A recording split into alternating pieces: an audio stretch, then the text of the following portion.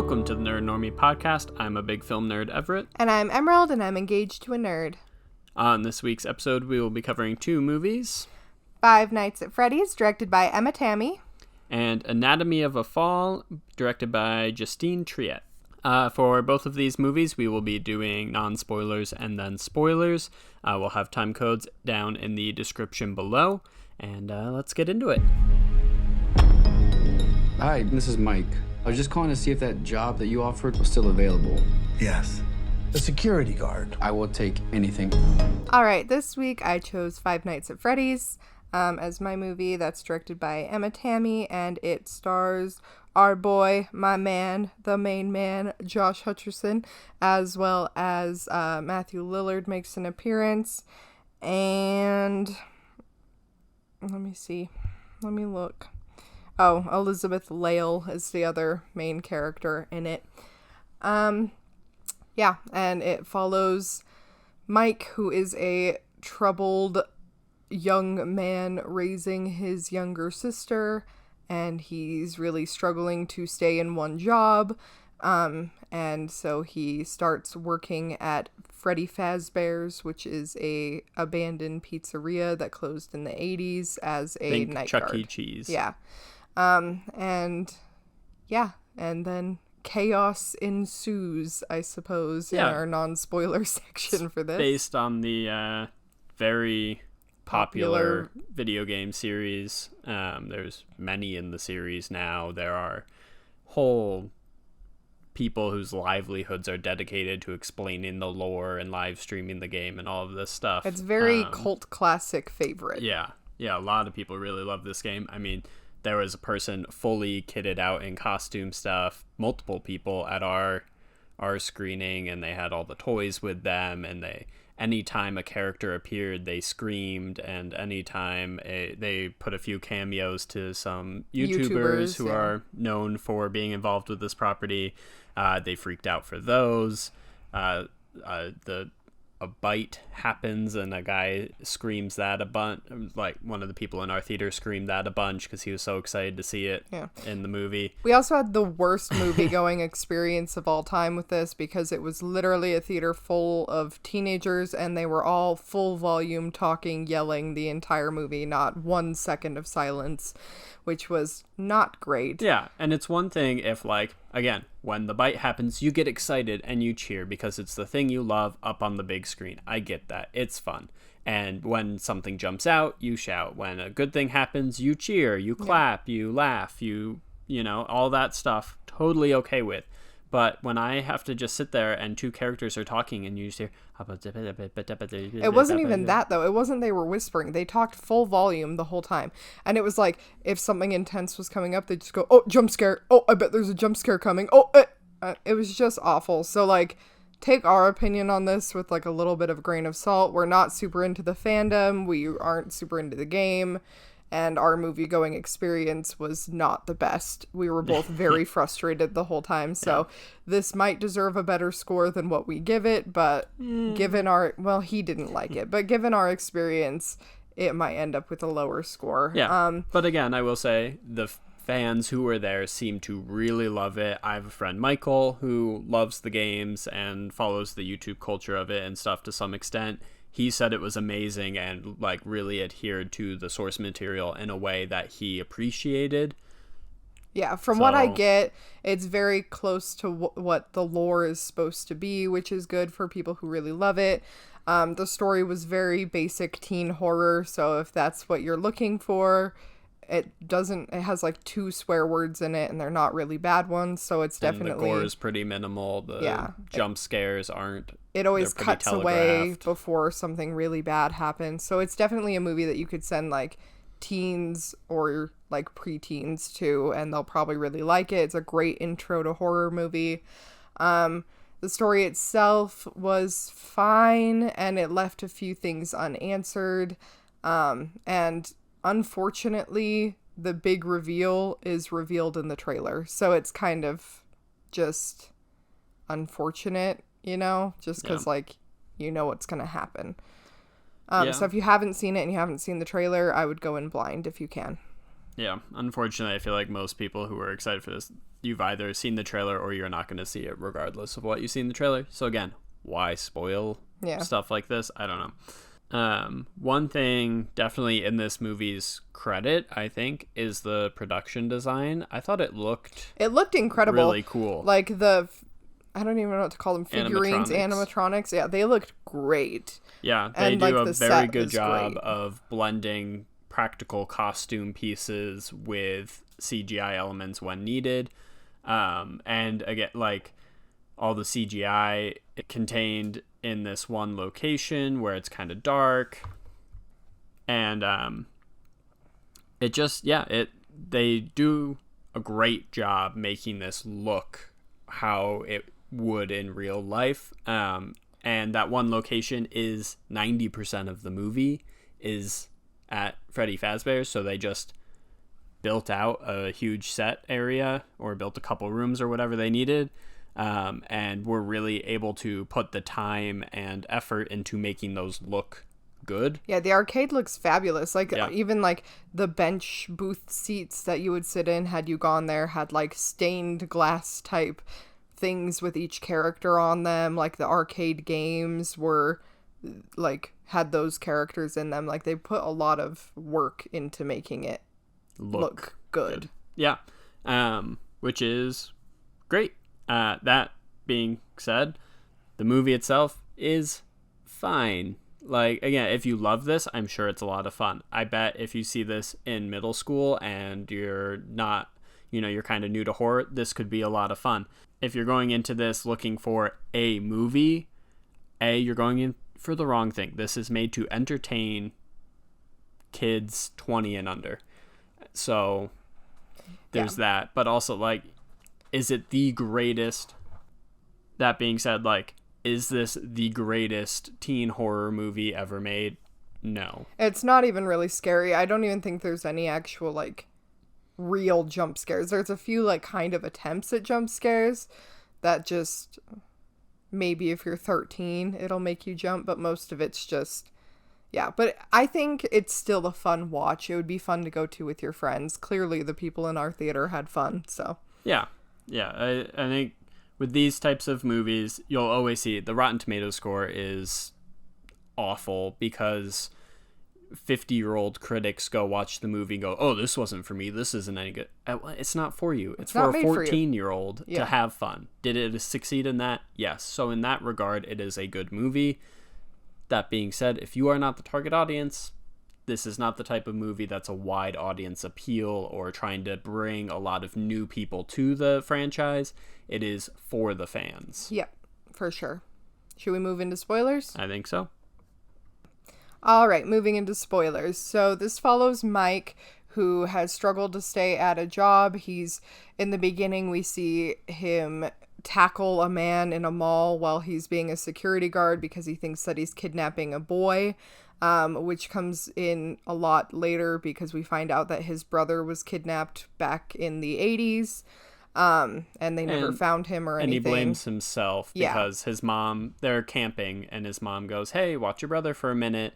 And someone like throws a frisbee near him, and he goes to grab it for them. And when he turns around, his brother's gone. Yeah. And so, like, that sucks. But yeah, and at Freddy Fazbear's, there was 4 or 5 kids who disappeared back in the 80s as well. And they never found them either.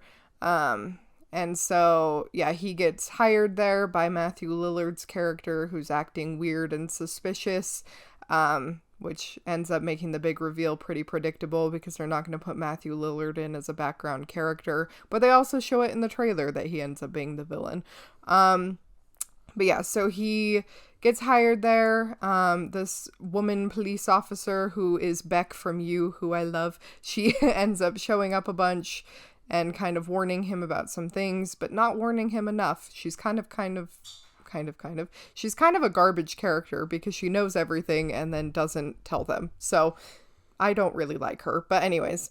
And then he ends up having to take his sister there, and the animatronics befriend his sister, and then you find out later that they're possessed by the 5 kids who disappeared because the owner of the place was kidnapping them and hiding their bodies inside the animatronics. It's weird to me because the ghosts had already been talking to the sister before she had ever gone to Freddy Fazbear's, which is odd. And then they start haunting the main guy's dreams and whatever. That whole storyline was fine. Anyways, then they try and kill his sister because they want to have another person to play with, and they have one animatronic that isn't filled yet. And then Matthew Lillard puts on a bunny outfit, and there's a final battle. And yeah, but the two things that they never really close on is the fact that their aunt, I'm pretty sure, got murdered in their house, and they just don't talk about that ever again. Mm-hmm. And then the other thing is that Vanessa, the police lady, gets stabbed and then goes into a coma and then just never wakes up. Yeah, I think they're hoping for some franchise stuff here. Clearly, I mean, it's a successful video game with multiple sequels. There's clearly more to explore that's already half written for you, which is always nice. And there's a dedicated fan base. They're just testing the waters to see how this movie does. And Vanessa's dad is the bad guy. I forgot to mention that in the spoiler review. Yeah, and I don't know, it just, every twist/turn didn't twist or turn. It was the most obvious outcome. Yeah. It's a very straightforward movie. Yeah, and I think, again, I'm sure there is lore that Freddy's fans could fill me in on, but it feels weird. The kids are the animatronics, but the kids are also doing the murder, and it's like half explained as like, oh, they're under his control, but also sometimes they're not. And are they trying to kill the sister because he wants them to, or are they, like, it's just a little kind of hand-wavy gray area of how this possession / them being in the animatronics, because they're actually like physically in them, how that works and what the rules of this world are. Again, sure, the games explain it. I'm sure there's plenty of information. If I wanted to find out, I could, but this movie doesn't fully explain that, which again is fine because it's for people who probably already know where this is all going.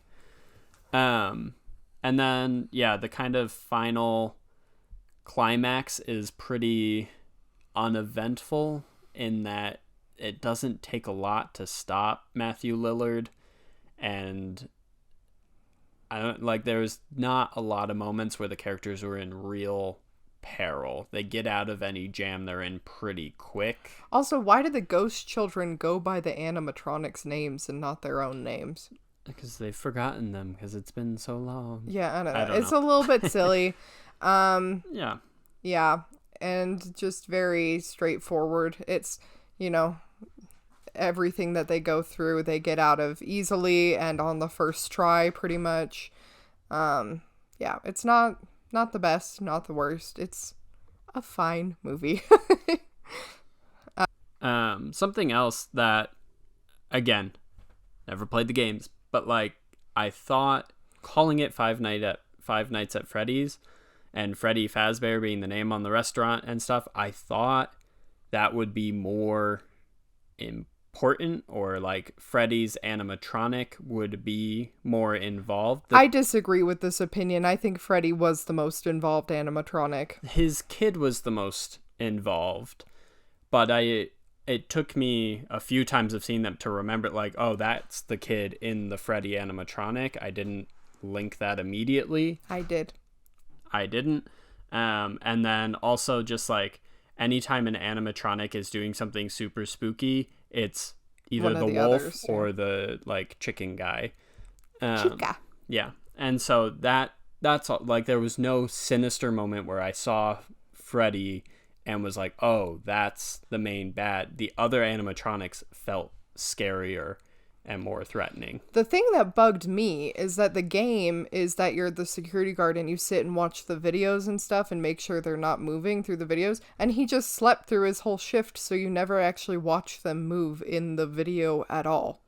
Yeah. Like maybe once, and that's it. So that's what kind of bummed me out, is that it's not I don't know. I feel like it wasn't that close in that way, but it followed the lore, so I guess it was great. Yeah. But yeah, I don't know. That's all kind of my only, like, my one expectation from this, especially seeing the trailers where they looked really cool, was for Freddy to be a, like, iconic character. I think he was. I really disagree with that opinion. He was the main one. He was the one who went to their house. He was the most involved. He was the only kid in the dream that talked. And he was the main one who like, chased them and stuff. The wolf and Chica do far more chasing and killing. I mean, in the dream, when he's, like, chasing after them, it's usually the blonde kid. Yeah. Who he's talking to. Yes. So, and also, again, the kid gets all the play. The animatronic Freddy gets zapped and shows up at the house out of nowhere with a broken face that's unexplained. And that's, like, all he does in the whole movie as the animatronic. Yeah, I guess that's a little So that's fair. my only thing, is I thought this could be, like, an iconic... I know it's already an iconic character, but, like, an iconic movie appearance for this character. And I would say the wolf or Chica were far more memorable as the animatronics. Yeah, I guess. But that's all. So what would you rate it? I'd give it a 6. Yeah, I think for what it is, a 7 even. Yeah. Personal enjoyment, like a 2 or a 3. Yeah, it's not made for us, but the quality of the movie is good. I think it'd be great for younger audiences, not like young audiences, but like preteens to teen audience. Yeah. They would probably rate it better, but yeah, I'd give it around a 6. Sounds 7, good. maybe. Welcome to Freddy Fazbear's, where fantasy and fun come to life. Okay. All right, my pick this week was Anatomy of a Fall out of France. It's directed by Justine Triet and stars Sandra Hüller, Swan Arlo, Milo Machado Grainer, and Antoine Reinartz. It premiered at the Cannes Film Festival this year, and it won Palme d'Or, which is the top award that they give out, and also played at many other festivals, getting a lot of buzz and awards. And it is essentially the story of a woman whose husband has passed. He has either fallen or been murdered, and there's an investigation to decide what has happened. And as the investigation goes forward, it uncovers more and more about their relationship and their dynamic, and the whole trial kind of is a linchpin on who they are as people.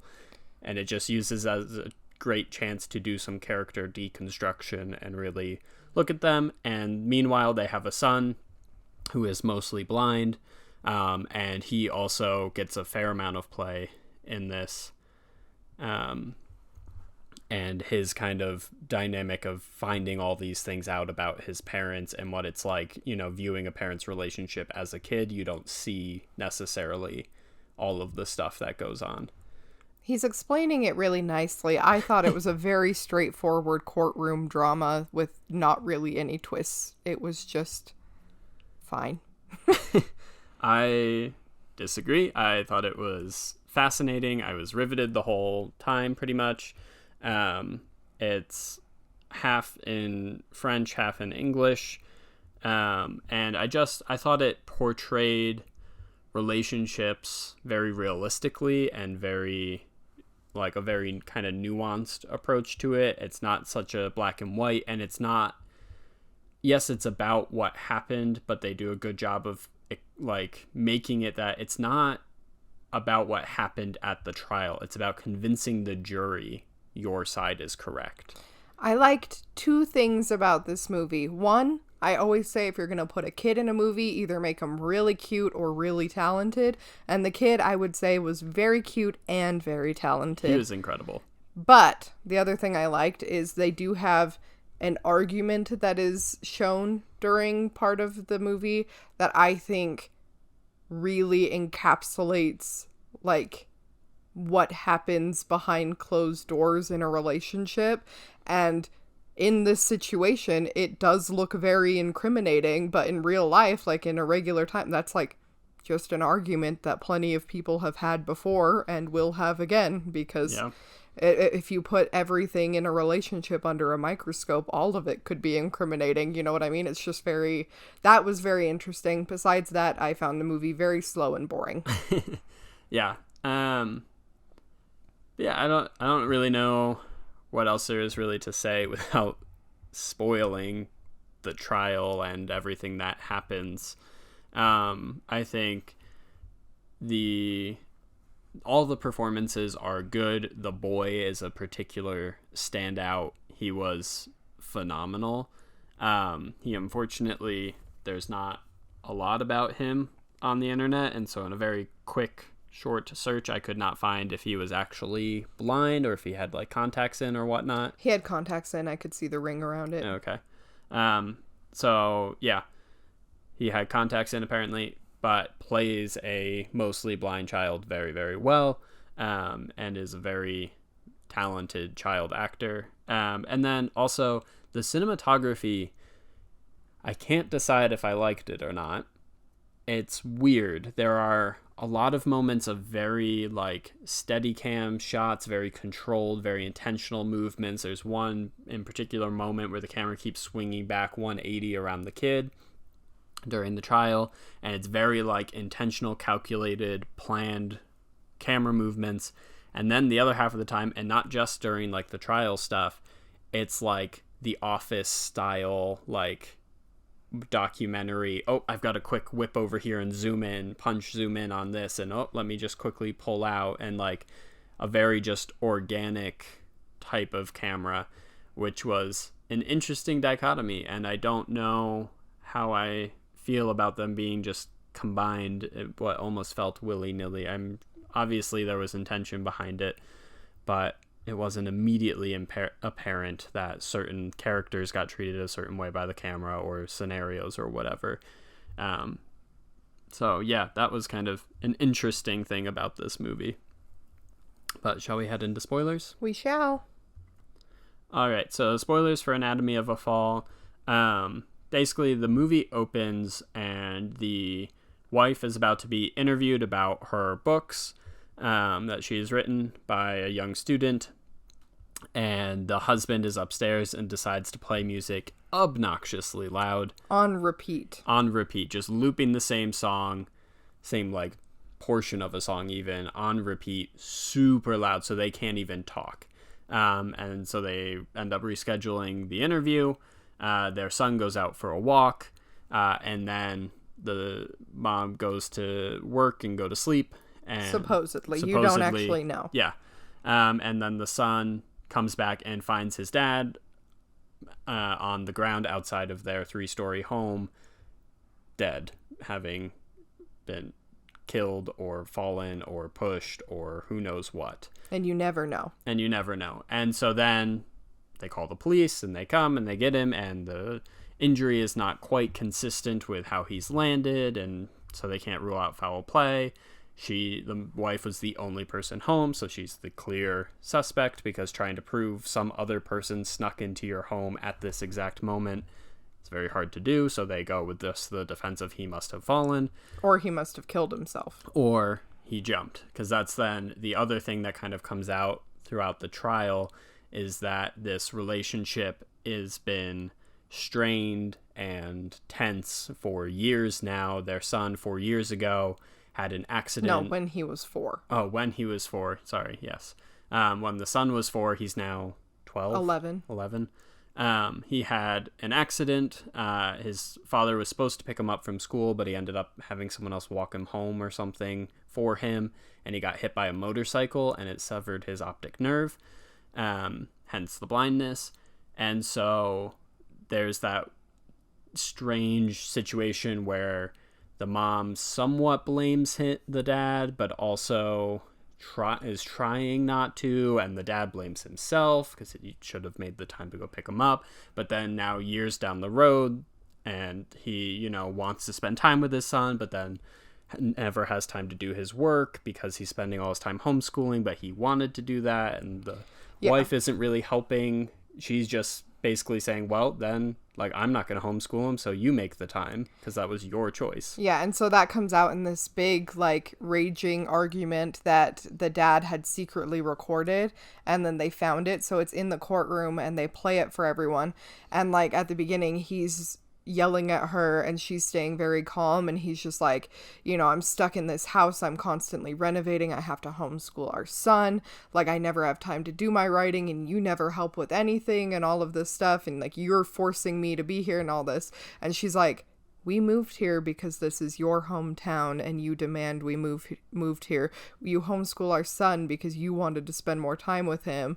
Like, she's very calm and she's like explaining it, and it's like you can see it from both sides, because yeah, maybe you did originally want to do that and now you're stuck doing it, and it's, as much as you love spending time with your son, you need help, and maybe she isn't helping, and like she's, you know, blaming him because she never wanted to live there, and he blames her because they speak English at home because she doesn't really speak that much French, but they live in France. And but she's German, so English is kind of the middle ground language for them, and that's her argument. And so it's like you can see it from both sides, but you can also see how it's very incriminating, because like it ends with her throwing a glass against a wall and slapping him, and then him slapping himself, but there's expert testimony that maybe she's hitting him the whole time, and then other people, you know, the prosecutor brings that person in, and the defense is like proving that the guy's just, it's all speculation. And and that's the thing about like this movie, is that in a murder case or in any court case, you have to prove without like reasonable doubt, you know, whatever, that she for sure did it. But all of it is speculation. Like, could the blood have landed where it did if he was pushed? Yes. Could it have if he fell? Yes. Like, could it have if he jumped? Yes. You know, is it possible that you could hear them talking from while the music's playing this loud? Is it possible that you could sleep through that? Is it, you know, all of it like, is just speculation. Everything happened at a time when no one else was at the house, and the son is blind, so he couldn't have seen anything to indicate stuff. It's all his auditory memory, and he's a child, and the case was a year ago. Reaches to gets to trial, ends discovery, all of this stuff a year after the event, and now they're asking him, hey, do you remember exactly where you stood and what words were said? And so all of this stuff becomes gray areas and complicated, and I think this did a really good job of showing that side of a courtroom drama. It's not about the zinger from the prosecution or the defendant that's a gotcha moment. It's not about, oh, we finally found the murder weapon, or, oh, if we can find the murder weapon, we can prove this, or there's a piece of evidence that's clearly the answer. It's about showing probable cause and linking events and trying to sway a jury in your favor. And up until pretty much the end of the trial, it does seem like everyone's leaning towards she killed him. And then even her own lawyer seems to kind of think she may have done it. Yeah, and so it's pretty suspicioso.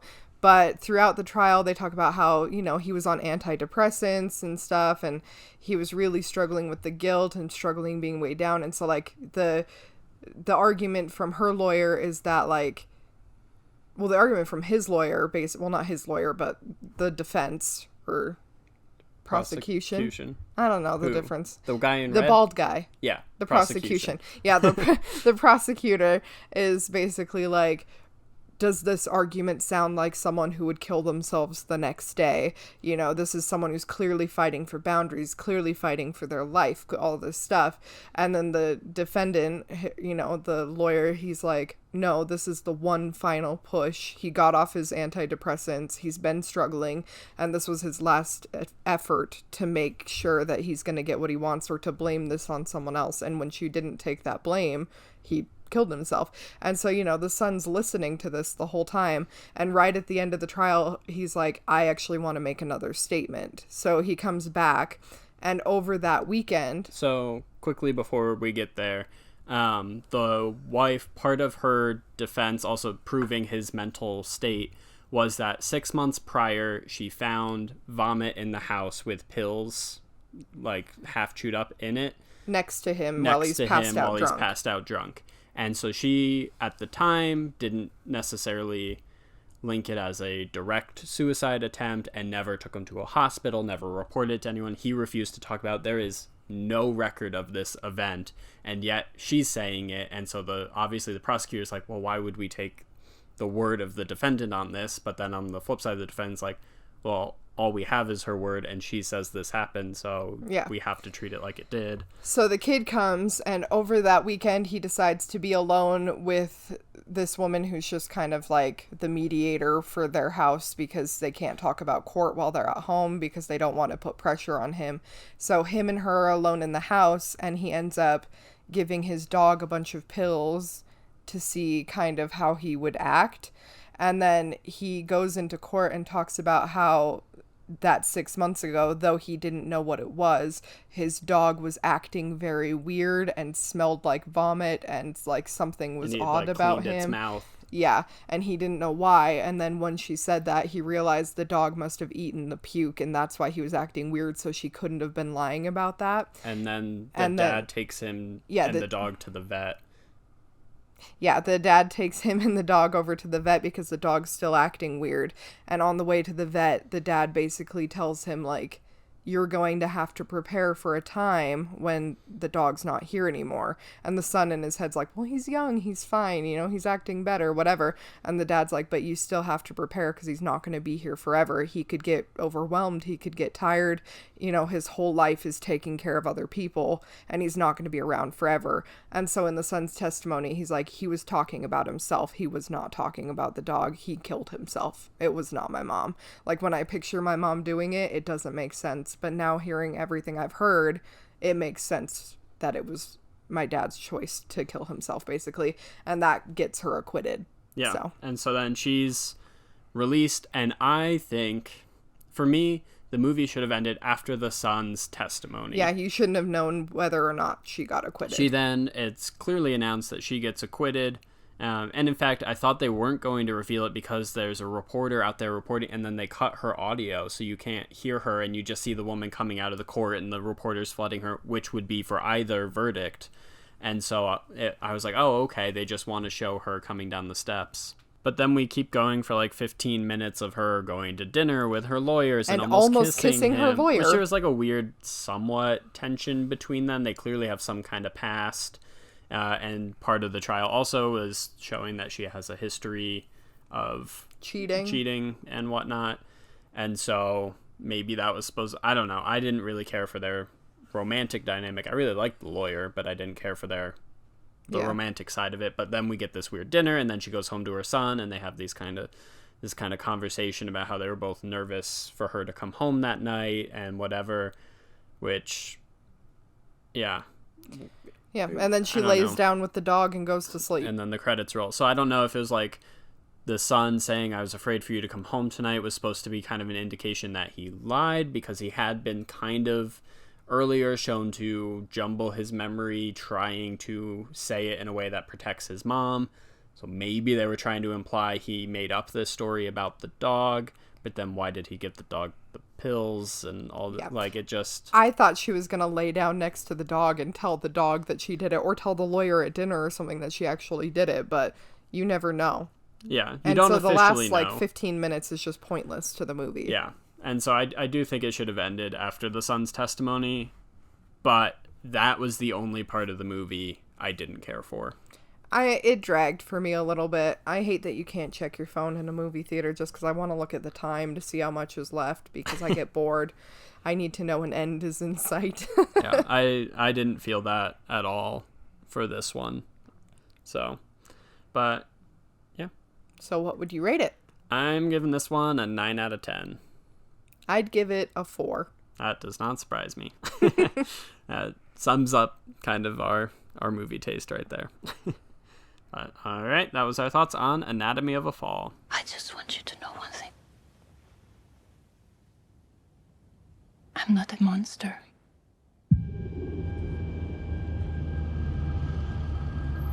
I need you to be precise.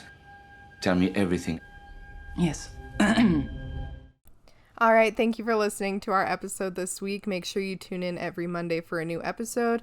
Also follow us on TikTok and Instagram at Nerd and Normie. And if you're watching on YouTube, like and subscribe. And if you're listening on audio platform, leave us a 5-star review. It really helps us out. Thank you.